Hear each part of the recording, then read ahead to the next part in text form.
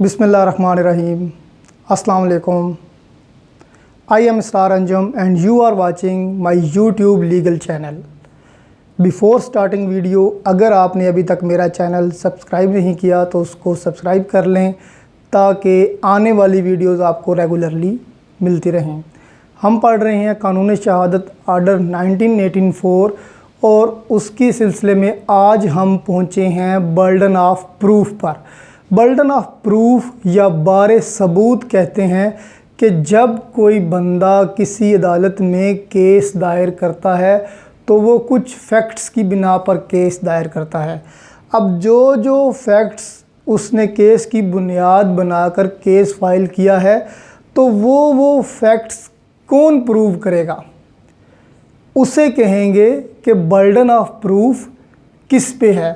तो जिस पे वो बर्डन ऑफ प्रूफ होगा वही उनको प्रूव करेगा। आज हम ये पढ़ेंगे कि burden of proof civil cases में और क्रिमिनल केसेस में किस किस पे होता है और बर्डन ऑफ प्रूफ होता क्या है, इसके मीनिंग्स क्या हैं, कौन कौन से आर्टिकल्स इसमें इन्वॉल्व हैं। ये बहुत ही बहुत ही इम्पोर्टेंट टॉपिक है एविडेंस एक्ट का, तो इसको समझना निहायत ज़रूरी है। तो सबसे पहले मैं आपको ये बताता हूँ कि जो बर्डन ऑफ प्रूफ है ये कानून शहादत आर्डर के आर्टिकल 117 से लेकर 129 तक है। इसके अगर आप मीनिंग्स की बात करें तो इसके मीनिंग्स टू फोल्ड हैं, यानी कि इसके मीनिंग को आप दो तरह से बयान कर सकते हैं। First, as a matter of law.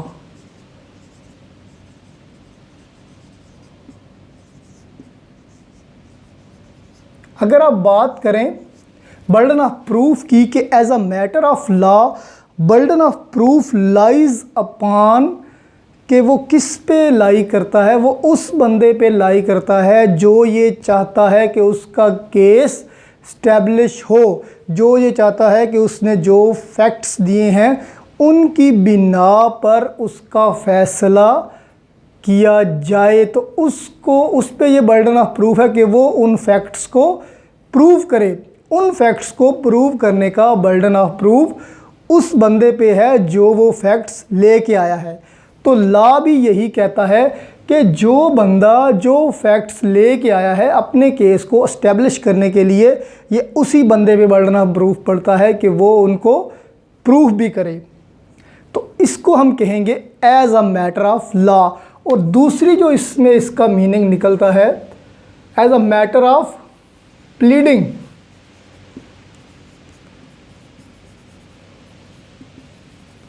और एविडेंस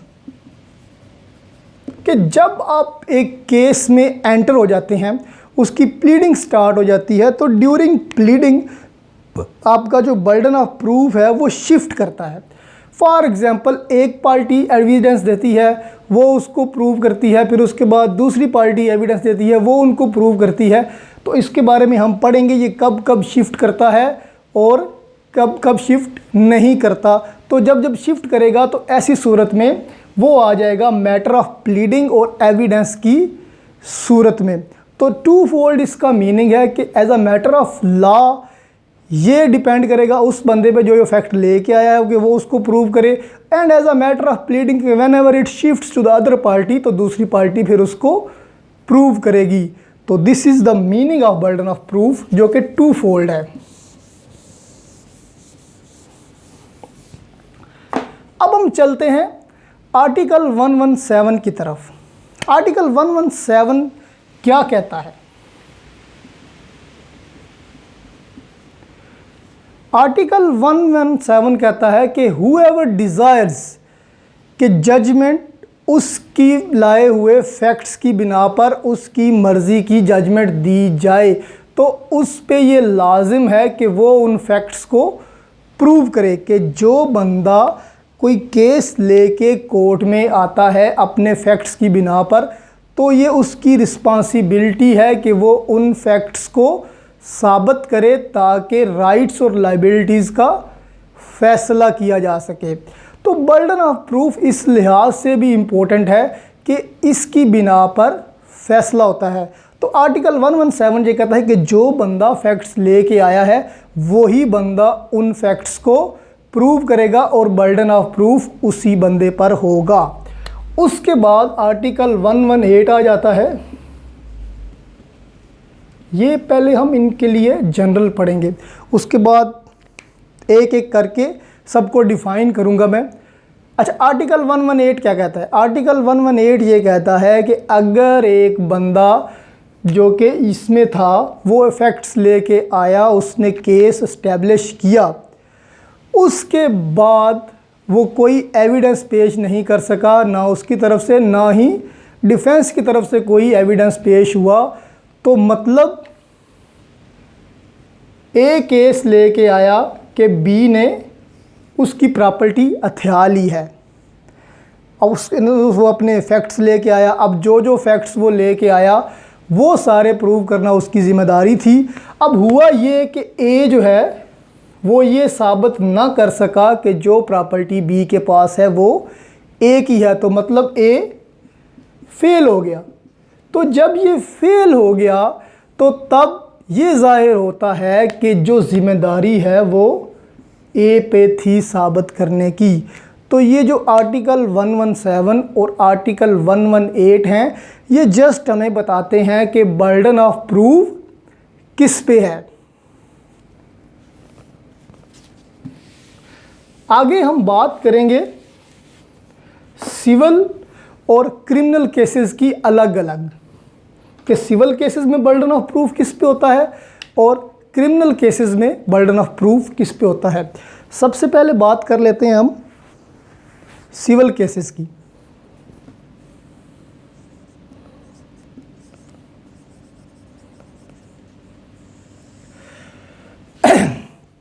अगर आप सिविल केसेस की बात करें तो इसमें जो जनरल रूल है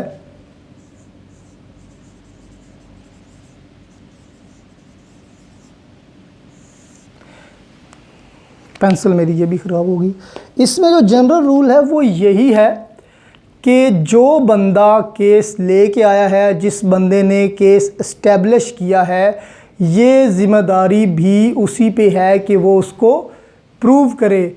यानी जैसे मैंने आपको पहले एग्जांपल दी कि ए केस लेके आया है कि बी ने उसकी प्रॉपर्टी को पे कब्ज़ा कर लिया है, तो अब ये ज़िम्मेदारी ए पे है कि वो उन फैक्ट्स को साबित भी करे कि बी ने वाकई ही उसकी प्रॉपर्टी पे कब्ज़ा कर लिया ताकि उसकी प्रॉपर्टी उसको वापस दिलवाई जाए। तो बर्डन ऑफ प्रूफ किस पे हुआ? ए पर। ये तो है इसका जनरल रूल, बट इसकी कुछ एक्सेप्शंस भी हैं।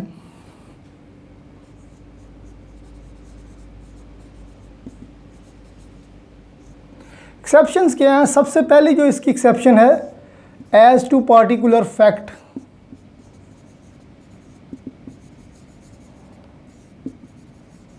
जो कि आपका आर्टिकल 119 है। आर्टिकल 119 कहता है कि अगर किसी पार्टिकुलर फैक्ट के बारे में आपने मालूम करना है, जो वही बंदा पार्टिकुलर बंदा ही बता सकता है उस पार्टिकुलर फैक्ट के बारे में, तो बर्डन ऑफ प्रूफ उस बंदे पे होगा। फॉर एग्जांपल एक फैमिली केस है, ए ने बी पे केस किया हुआ है ख़र्चे का, बच्चों के ख़र्चे का तलाक के बाद, तो बहुत सारे नोटिस के बाद बी पेश नहीं होता और फैसला यकतरफा फैसला ए के हक़ में हो जाता है। अब जब बी दोबारा जब कहीं अपीयर होता है कोर्ट में एक्स पार्टी डिसीजन के बाद, तो अब जो बर्डन ऑफ प्रूफ है वो बी पे है कि वो ये प्रूफ करे कि मुझे नोटिस नहीं मिला, या मैं आउट ऑफ रीच था, या मैं जहाँ भी था। तो ये जो फैक्ट है ये एक पार्टिकुलर फैक्ट है जिसके बारे में सिर्फ़ और सिर्फ बी ही जानता है। तो अब इसको प्रूव करना इसकी ज़िम्मेदारी है। जो केस था, जो ए और बी का पहले केस इस्टेब्लिश हुआ जिसमें ए ने दावा किया कि मुझे ख़र्चा दिया जाए या मेरे बच्चों को ख़र्चा दिया जाए, उसको प्रूव करना ए की ज़िम्मेदारी थी। लेकिन जब एक पार्टिकुलर फैक्ट जनरेट हो गया, यानी कि एक्स पार्टी डिसीजन हो गया, अब एक पार्टिकुलर फैक्ट ये है कि वेयर वाज बी, कि बी किधर था, तो ये साबित करना अब बी की ज़िम्मेदारी है कि I was out of reach. तो अगर कोई पार्टिकुलर फैक्ट के बारे में है तो वो वही बंदा ही प्रूव करेगा जो पार्टिकुलर बंदा है। दूसरी इसमें चीज़ आ जाती है facts with in knowledge.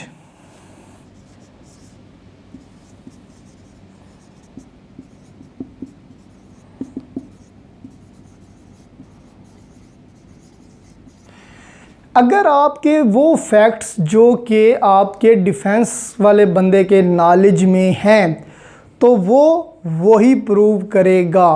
For example एक बेलमेंट का एग्रीमेंट है जिसमें बेली के पास कुछ सामान रखवाया गया है।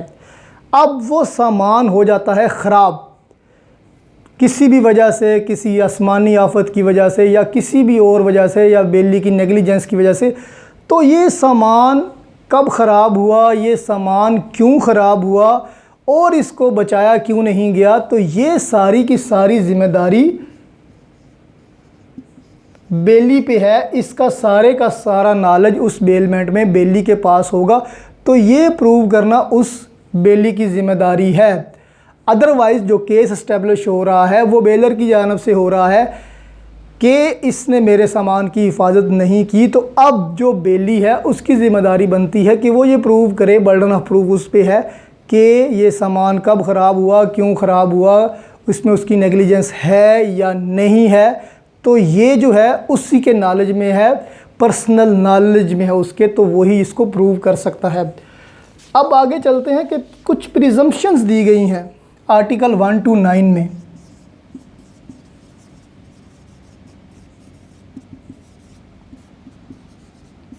अगर आपका केस उन प्रिजम्पशन में आता है तो भी आपका बर्डन ऑफ प्रूफ शिफ्ट कर जाएगा डिफेंस की तरफ। उसमें ये आता है कि अगर कोई डॉक्यूमेंट एंडोर्स हुआ है तो वो डॉक्यूमेंट यही समझा जाएगा कि वो लीगल तरीके से एंडोर्स हुआ है।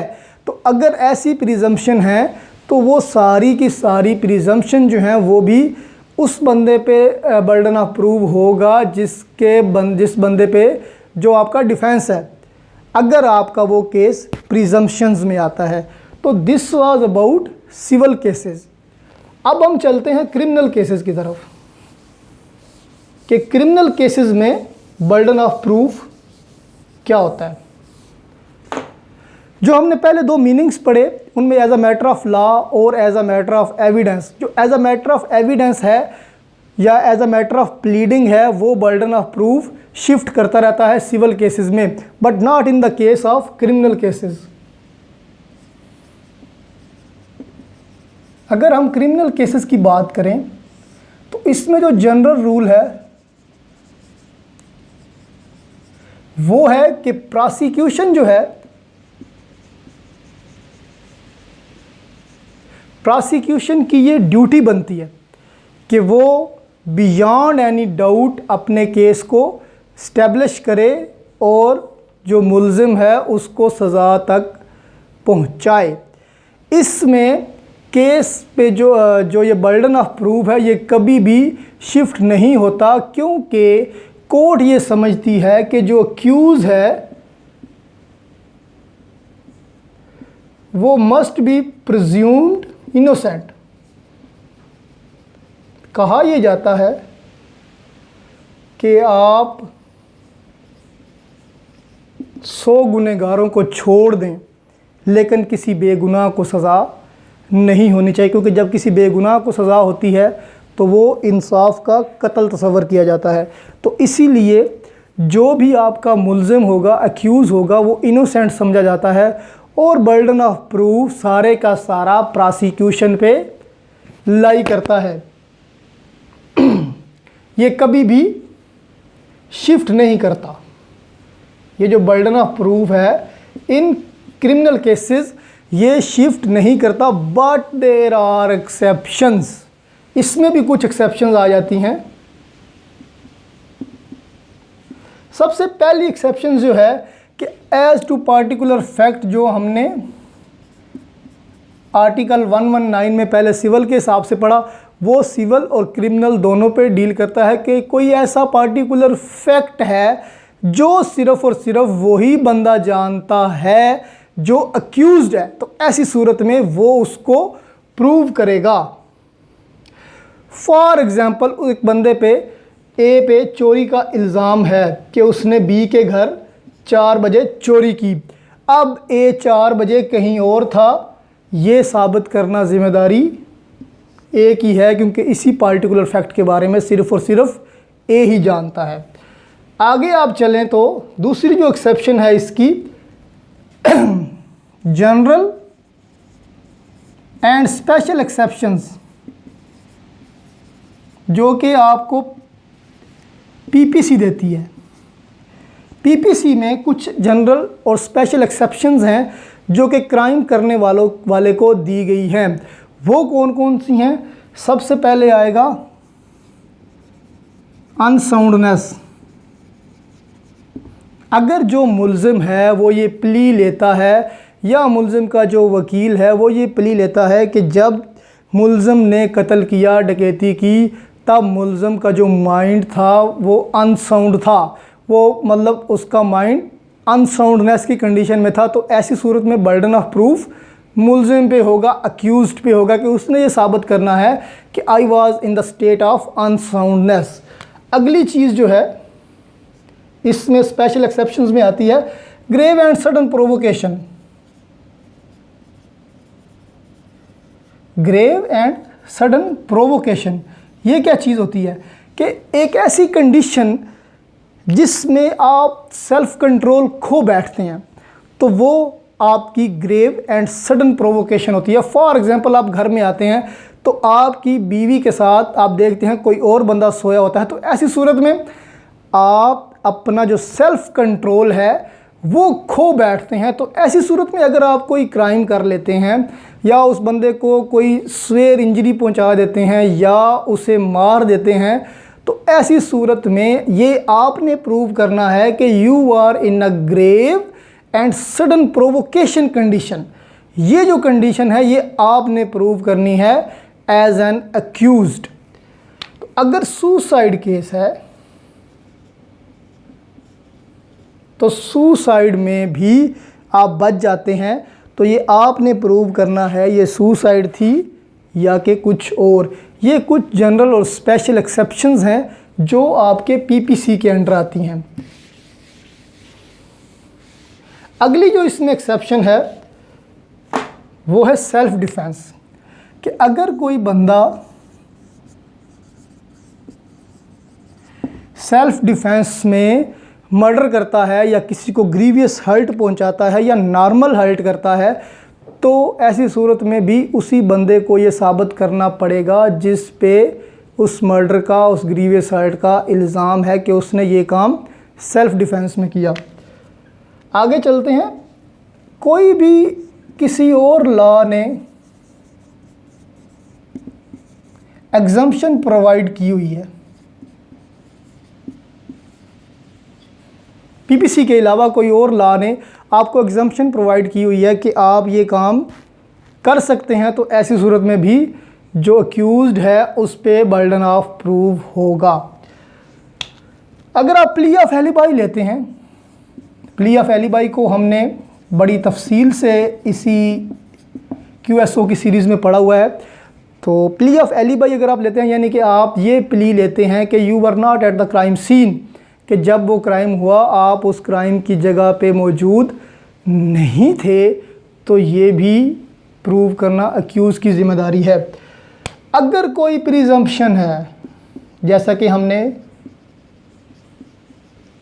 सिविल केसेस के हिसाब से पढ़ा कि आर्टिकल 1 to 9 के तहत दी गई प्रिजम्पशंस में से अगर आपका केस किसी प्रिजम्पशन में फॉल करता है, तो ऐसी सूरत में भी आपको ही प्रूव करना पड़ेगा। फॉर एग्ज़ाम्पल आप अकम्प्लेस की लेते हैं कि अकम्प्लेस जो है उसके जो है गवाही को कारोबरेट कर लेना चाहिए, वो ट्रस्टेड विटनेस नहीं है, तो ऐसी सूरत में भी अक्यूज़ पे ज़िम्मेदारी आएगी कि वो उसको प्रूव करेगा। क्रिमिनल केसेस का जनरल रूल यही है कि जो प्रोसिक्यूशन है वही इसको प्रूव करेगी, बर्डन ऑफ प्रूफ प्रोसिक्यूशन पे होगा। But in certain cases, in certain exceptions, ये बर्डन ऑफ प्रूफ शिफ्ट कर जाता है अक्यूज़ की तरफ। अब इन सारी चीज़ों को समझाने के लिए मैं एक एग्ज़ाम्पल दूंगा आपको। फॉर एग्ज़ाम्पल एक बंदा है, जिसका नाम है असलम। अब असलम ने एक्यूज़ किया है फैसल को। असलम ने फैसल पे ये इल्ज़ाम लगाया है कि उसने बिलाल का मर्डर किया है। अब साथ ही साथ असलम ये कहता है कि उसने कुछ सोना, गोल्ड जो कि बिलाल के पास रखवाया हुआ था, वो भी फैसल ने चोरी कर लिया है बिलाल को कत्ल करने के बाद। अब साथ ही असलम ये कहता है कि जो फैसल है उसने आमर के सामने ये सारे के सारी चीज़ें एडमिट की हैं कि उसने मर्डर भी किया है और उसने जो सोना है वो भी चुराया है। अब असलम जो है वो ये फैक्ट्स लेके आया है। कौन कौन से फैक्ट्स लेके आया है कि जी फैसल ने बिलाल का मर्डर किया, फैसल ने जो सोना रखवाया हुआ था असलम ने बिलाल के पास वो भी चोरी किया, और फैसल ने ये एडमिट भी किया आमर के सामने। अब इन फैक्ट्स को प्रूव करना जो है वो असलम की ज़िम्मेदारी है। ये एग्जांपल मैं दे रहा हूँ क्रिमिनल की, but it is valid in also civil cases, कि अब ये जो सारे फैक्ट्स लेके आया है असलम, ये उसकी ज़िम्मेदारी है कि वो इन फैक्ट्स को प्रूव करे जो आपका आर्टिकल 117 कहता है।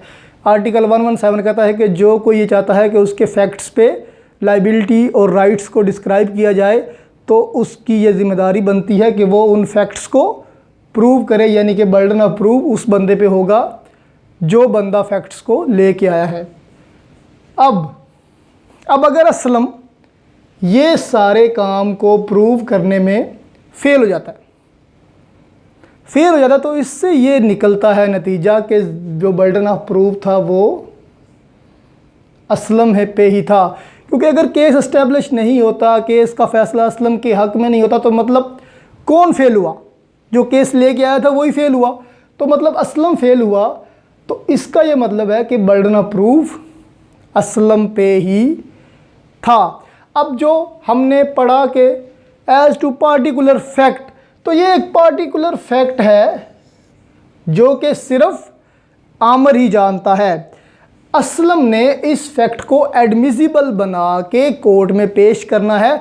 उसके बाद इसके बारे में आमर जानता है, आमर इसको बर्डन ऑफ प्रूफ किस पे चला जाएगा? आमर पे, और उसके बाद असलम पे। अब एक और चीज़, ये जो फैसल है, अगर ये कहता है कि जब इसने बिलाल का मर्डर किया तो ये अनसाउंडनेस में था,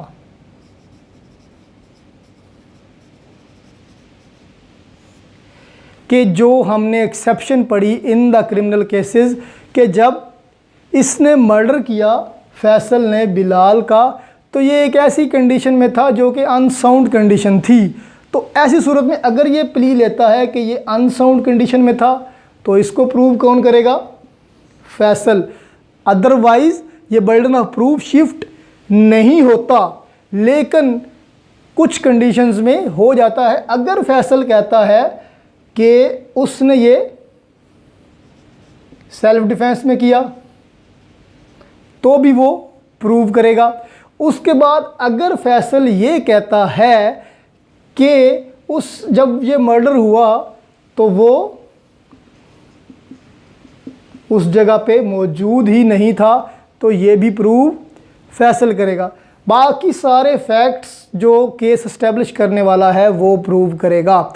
इससे आपको एटलीस्ट थोड़ी बहुत बर्डन ऑफ प्रूफ की समझ आ गई होगी। तो अगर हम इसकी समरी की तरफ जाएं तो बर्डन ऑफ प्रूफ बेसिकली उस बंदे पे होता है जो बंदा केस एस्टेब्लिश करना चाहता है, चाहे वो सिविल केस हो चाहे वो क्रिमिनल केस में, ये जिम्मेदारी प्रोसिक्यूशन की होती है।